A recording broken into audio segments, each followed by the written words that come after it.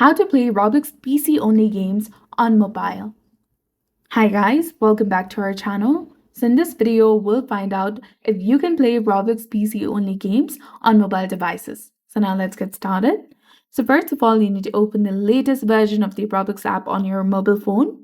If you don't have the newest version, you need to update it through the Play Store or App Store according to your device. And if you try to play a PC-only game on mobile app, it won't work correctly and some controls will be unavailable. So why are some Roblox games PC only? So it's because developers need to add support for mobile devices and consoles after creating the game.